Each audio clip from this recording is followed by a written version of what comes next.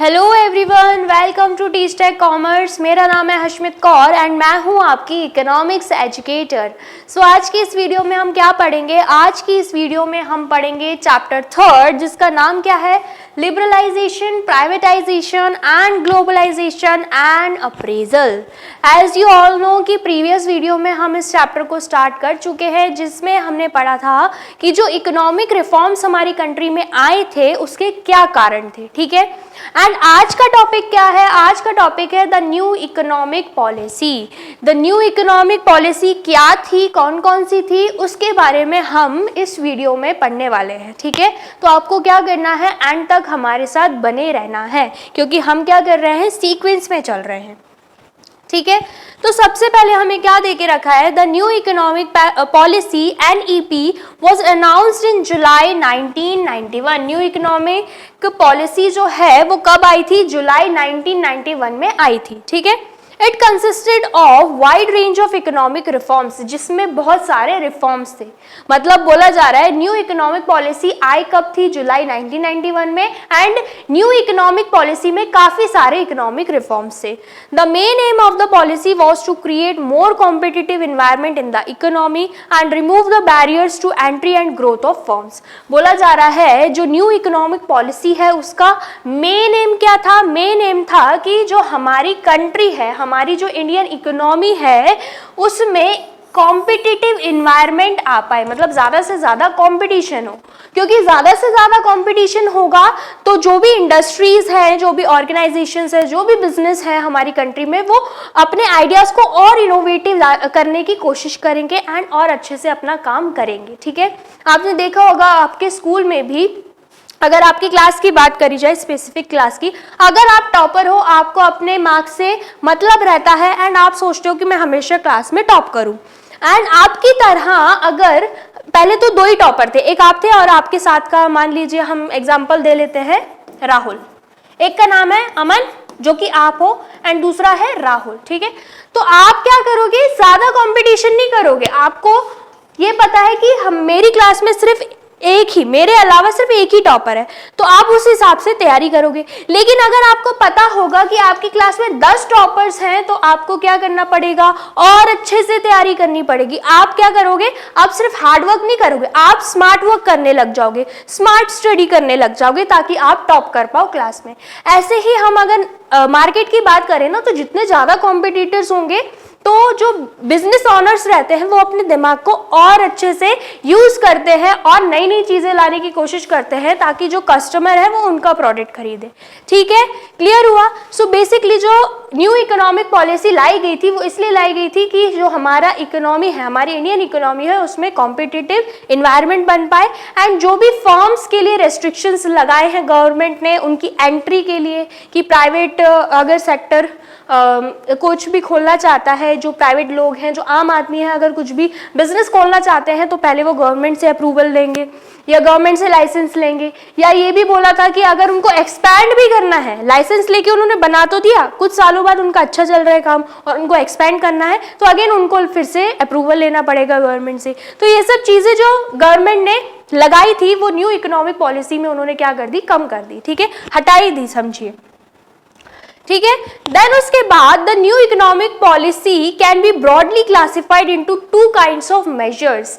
New economic policy लाते वक्त government ने 2 मेजर्स लाए थे। ठीक है, आया समझ में? 2 तरीके उन्होंने अपनाए थे। पहला तरीका क्या था? स्टेबलाइजेशन मेजर्स, एंड दूसरा क्या था? Structural reform measures. ठीक है, तो पहले अगर हम स्टेबलाइजेशन मेजर्स की बात करें तो बेसिकली ये क्या बोल रहा है? They refer to short term measures which aim at correcting weakness of the balance of payment by maintaining sufficient foreign exchange reserves.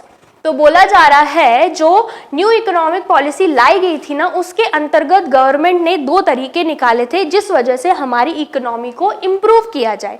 ठीक है, तो पहला तरीका था कि हमें शॉर्ट टर्म चीजों पे ध्यान देना है, शॉर्ट टर्म जो प्रॉब्लम्स है उनको सही करना है, जिसमें गवर्नमेंट ने बोला था कि हमें क्या करना होगा? जो बैलेंस ऑफ पेमेंट में हमने क्या देखा था? डेफिसिट देखा था, फॉल हो रहा है हमारा BOP, उसको हमें इंप्रूव करना होगा। ठीक है, बैलेंस ऑफ पेमेंट जो है वो अच्छा बने, इंक्रीज हो, जिसके लिए हमें क्या करना होगा? हमें हमारे पास फॉरेन एक्सचेंज रिजर्व्स जो है वो अच्छा खासा बनाना पड़ेगा, sufficient amount of foreign exchange reserve अपने पास रखना पड़ेगा, जिस वजह से जो बीओपी है वो इम्प्रूव हो पाए। ठीक है, आया समझ में। एंड ये फॉरेन एक्सचेंज रिजर्व कैसे वो मेंटेन कर सकते थे, जब वो एक्सपोर्ट को बढ़ावा दे एंड इंपोर्ट को थोड़ा कम कर ले कंपैरेटिवली। ठीक है, आया समझ में। चलिए नेक्स्ट क्या है, controlling inflation by keeping rising prices under control. दूसरी चीज उन्होंने ये करना चाहिए कि जो भी प्राइसेस बढ़ रहे हैं प्रोडक्ट के, जो भी इन्फ्लेशन हो रहा है उसको रिड्यूस कर दिया जाए। जो प्राइसेस हैं प्रोडक्ट के जो कि अपने मन से रखे जा रहे हैं या कि डिमांड एंड सप्लाई को देखते हुए रखे जा रहे हैं, प्रोड्यूसर्स जो है वो क्या कर रहे हैं, अपने प्रोडक्ट के प्राइसेस बढ़ा रहे हैं, उनको कंट्रोल किया जाए। ठीक है, आया समझ में। नेक्स्ट उन्होंने क्या किया, स्ट्रक्चरल रिफॉर्म मेजर्स लेकर आए जो कि लॉन्ग टर्म थे। जो स्टेबलाइजेशन मेजर्स थे वो शॉर्ट टर्म के लिए थे, लेकिन जो स्ट्रक्चरल रिफॉर्म मेजर्स थे वो लॉन्ग टर्म के लिए थे, जो सालों साल अच्छा खासा हमारी इकोनॉमी को बनाए। ठीक है, सालों साल चलते रहे।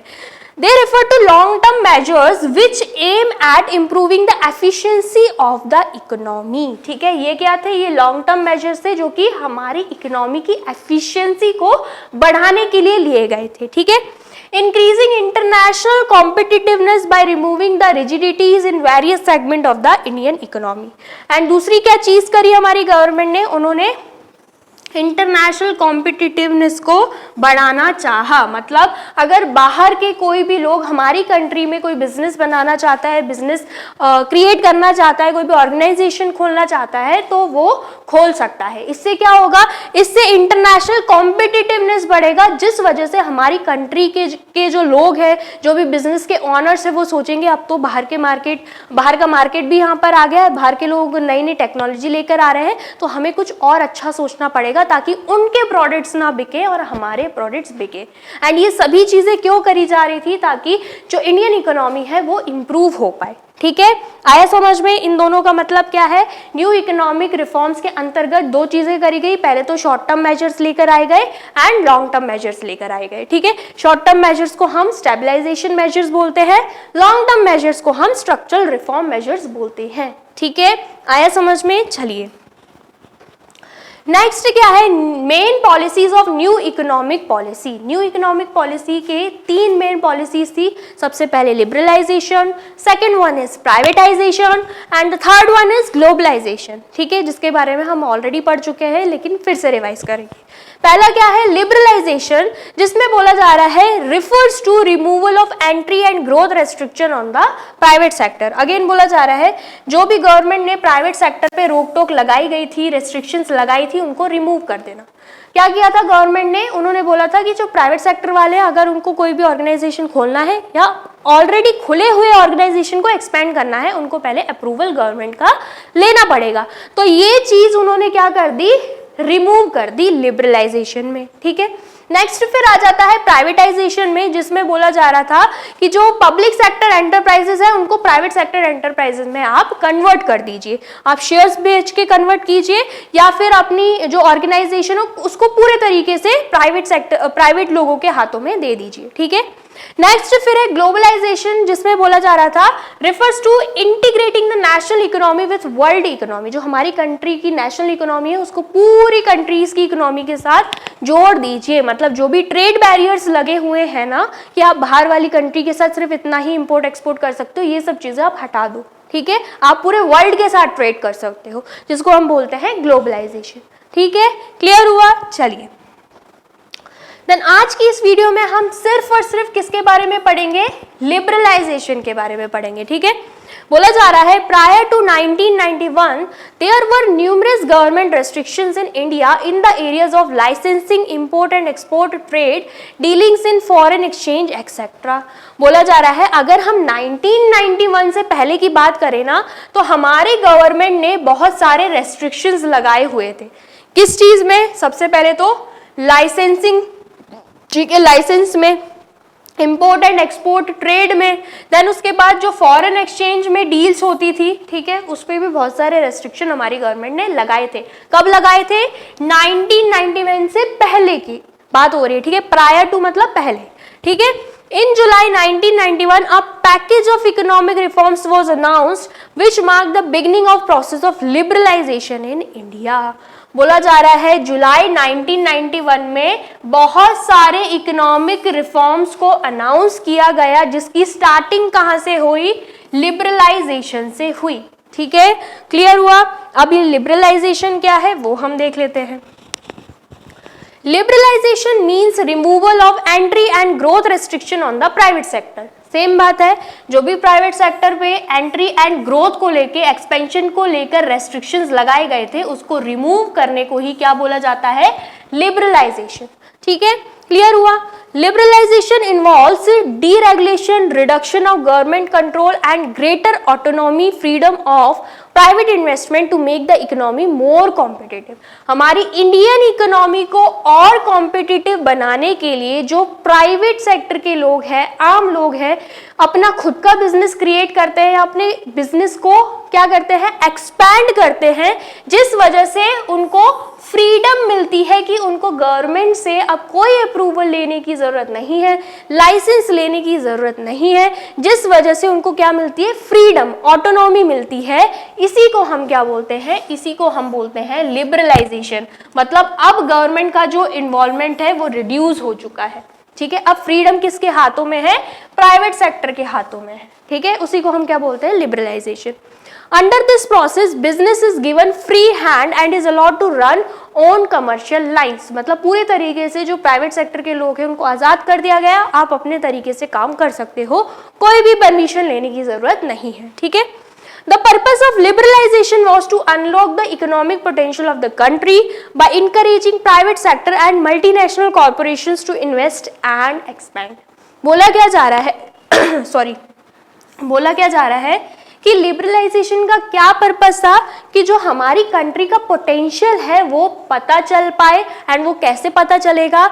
जो आम लोग हैं वो अपना खुद का बिजनेस खोले, अपने खुद का दिमाग लगाए, उसको इन्वेस्ट करना चाह रहे हैं, उसको इन्वेस्ट करें, उसको एक्सपैंड करना चाह रहे हैं, एक्सपैंड करें। एंड कोई भी अगर मल्टीनेशनल कॉरपोरेशन है जो इंडिया में आके काम करना चाह रही है, वो भी बिल्कुल कर सकती है। ठीक है, यही पर्पस था किसका? लिबरलाइजेशन का। ठीक है, एंड इसी से हमें हमारी कंट्री का पोटेंशियल पता चल पाता। ठीक है, क्लियर हुआ?